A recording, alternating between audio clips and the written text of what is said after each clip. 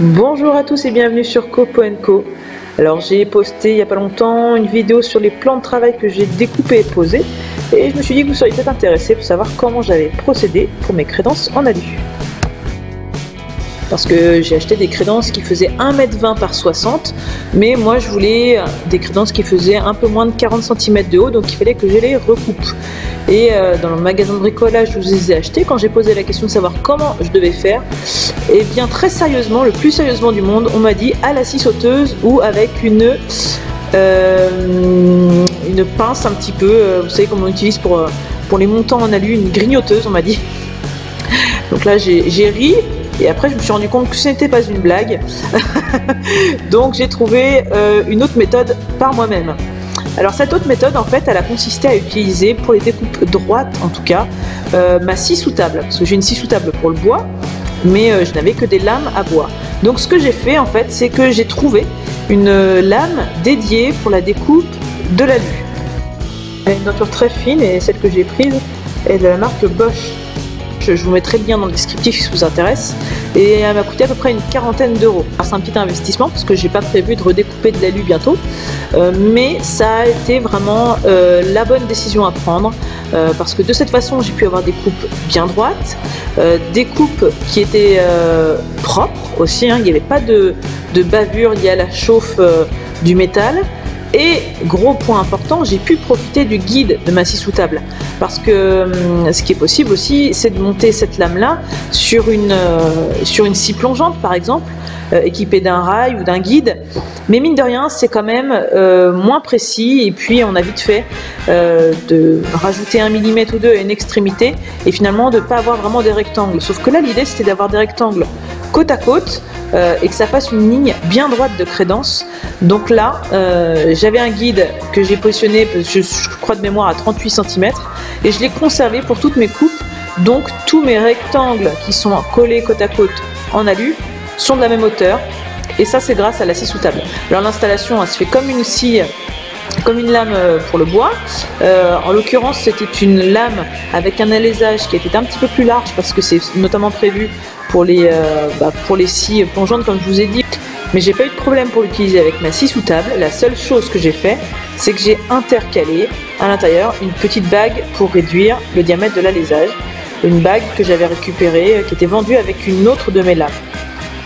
Ceci étant dit, j'ai tout installé et je me suis lancée. Et dès la première coupe, c'était vraiment comme du beurre. Alors, bien entendu, la crédence, c'est pas quelque chose qui est très épais. En l'occurrence, celle-ci font 2 mm. Mais vraiment, pas de problème pour la découpe. La lame est en œuvre. Ça a fonctionné sans souci. Alors ça c'était pour les coupes droites parce que du coup dans chaque panneau moi j'ai découpé 3 rectangles. Il y avait aussi des espaces dans ma cuisine où j'avais un petit peu moins d'espace disponible, notamment derrière mon évier parce que j'ai une fenêtre qui se trouve derrière et donc là j'ai découpé des bandes de 10 cm de haut.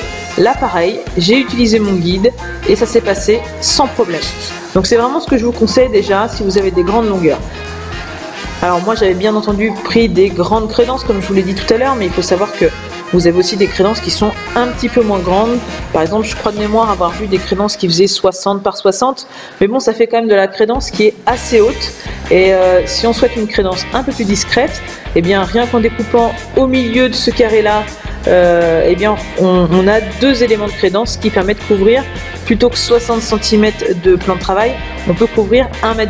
Donc c'est aussi intéressant, ça évite d'avoir plein de crédences à acheter parce que ça a quand même un petit coût à l'achat ces choses-là. Alors il faut savoir que les crédences moi que j'ai achetées étaient pourvues d'un film plastique, mais parfois c'était uniquement sur une seule face. Donc moi ce que je vous recommanderais de faire c'est de retirer le film de protection s'il y en a un, que au moment de l'installation, du collage et même une fois que c'est collé.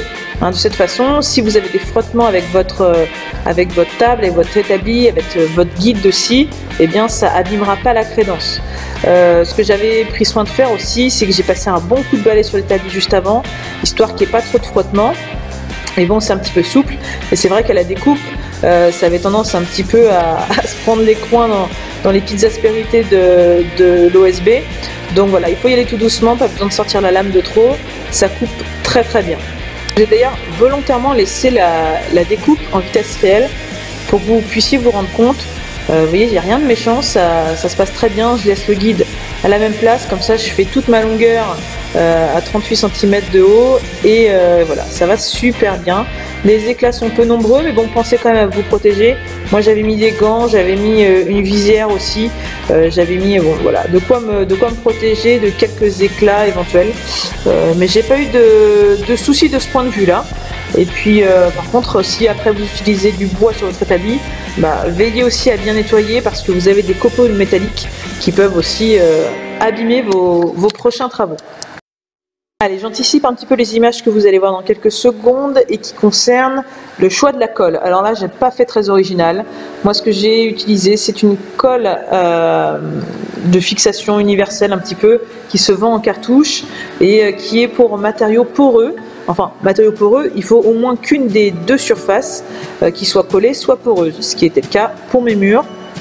Ça se trouve en grande surface de bricolage, rien de bien méchant là-dedans. Je suis sûre que vous avez des produits très spécifiques, par exemple si vous causez sur du carrelage ou sur d'autres surfaces, mais en l'occurrence ça tient bien et voilà, c'est très efficace et ce n'est pas tombé depuis que je les ai installés, donc je pense que ça va être une solution pérenne. Moi j'ai pris le parti de faire des zigzags derrière mes crédences plutôt que des plots, comme ça on a vraiment une couverture uniforme. Par contre, la petite problématique, c'est que j'avais mes premières crédences qui avaient des films de protection en recto et en verso.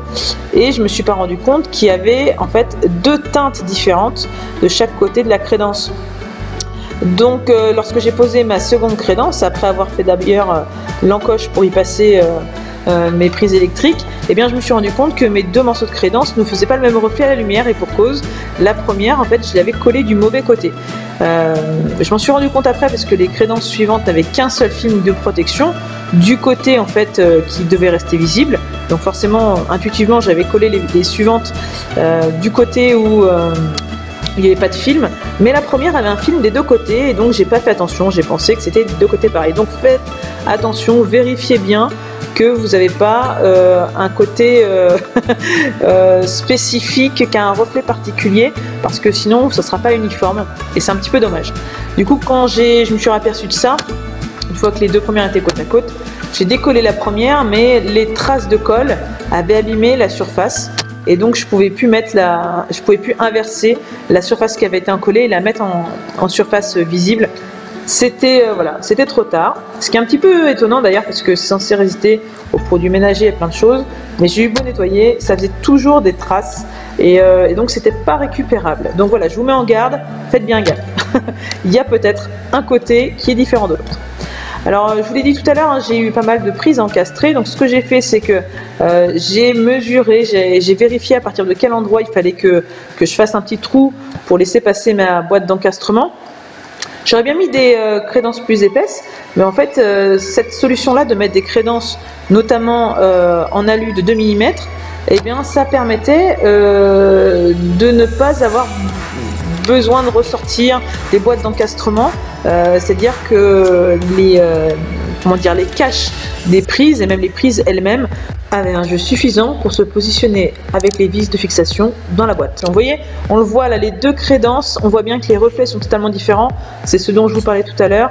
En fait la première était dans le mauvais sens.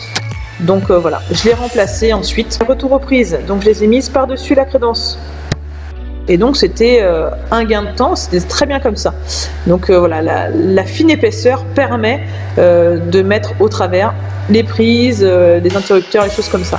Alors j'ai découpé, après avoir fait quelques repères, le plus gros avec une scie cloche, et puis vous voyez ça fait un espèce de 8, et donc les deux petites pattes du haut et du bas là qu'il fallait supprimer, et ben j'avais un petit kit Wolfcraft avec des lames de scie sauteuse, et donc j'en avais une spécifique pour de l'alu, donc je l'ai montée, elle a des dents très très fines, et à la scie sauteuse c'est parti nickel. Alors on peut aussi prendre le parti de faire un gros trou en plein milieu et de découper l'emplacement à la scie sauteuse, mais bon moi j'avais déjà fait dans mon mur des trous avec les scies cloches que j'avais utilisées du même diamètre, donc je savais que si je l'utilisais ça serait tout à fait compatible avec mes prises. Alors je ne vous cache pas qu'il y a des précautions à prendre, ne touchez pas ça si ce n'est pas bien déconnecté au niveau de votre compteur. prenez les précautions, vérifiez éventuellement avec un tournevis ou avec un voltmètre, enfin un tournevis électrique j'entends. Voilà, ne faites pas de la manipulation de fil électrique si vous n'avez pas pris vos précautions avant. Alors j'avais aussi prévu que la crédence me permette de cacher des fois les petits défauts qu'il y a sur le plan de travail, parce que le plan de travail est contre un mur qui a été fait en placo et donc il y a quelques bandes qui cachent les jonctions entre les plaques. Ça se voit pas tellement à l'œil nu, mais c'est sous la peinture, et donc le mur il était un petit peu bombé par endroits, et donc le fait d'avoir des crédences permet aussi des fois de rattraper ce petit jour qu'on peut avoir dans la partie qui est entre le mur et le plan de travail, ce qui n'est pas négligeable. Plus vous prendrez des crédences épaisses, et bien plus vous pourrez aussi rattraper des défauts si vous en avez. Je vous passe toutes les découpes. Juste pour vous dire quand même que pour finir tout ça, j'ai mis un ruban de masquage au bord de mon plan de travail. J'aurais pu aussi le faire sur la crédence, mais j'étais plutôt confiante. J'ai pris une cartouche de silicone spéciale cuisine et salle de bain de couleur transparente. J'ai mis un petit filet tout le long pour faire mon petit raccord, pour bien éviter que l'eau ne pénètre à l'intérieur. Et puis après, j'ai lissé ça avec le bout du doigt. Si vous mouillez le bout du doigt, ça fera un joint encore plus propre. Pour ma part, j'avais vraiment peur qu'il y ait des infiltrations et je préfère que ce soit pérenne. Donc le lendemain, une fois que c'était sec, j'ai refait la même opération, le ruban, le petit joint silicone transparent, et franchement la finition elle fait super propre. Voilà, donc je suis très contente du résultat, c'est pour ça que je voulais partager ça avec vous. N'hésitez pas, si vous avez aimé, mettez un petit pouce bleu, ça encourage aussi. Mais voilà, si vous voulez vous lancer, moi j'ai réussi, il n'y a pas de raison que vous ne réussissiez pas. Il suffit juste de prendre son temps, d'essayer d'être précis dans les relevés des emplacements des prises, des choses comme ça, et puis ça se passe plutôt bien. Allez, j'espère que vous avez aimé ça. N'hésitez pas à voir la vidéo sur la pose du plan de travail si vous êtes dans un projet de cuisine. Allez dans les vidéos de Copo & Co et puis à cliquer sur le petit bouton qui vous permettra de vous abonner. Vous aurez une petite notif pour les prochaines vidéos. Voilà, et au fait, le petit silicone autour de l'évier, ça a rendu nickel aussi. Allez, je vous embrasse, à très bientôt sur Copo & Co, et surtout n'oubliez pas, en plus de vous abonner, faites plein de copeaux. Bye bye.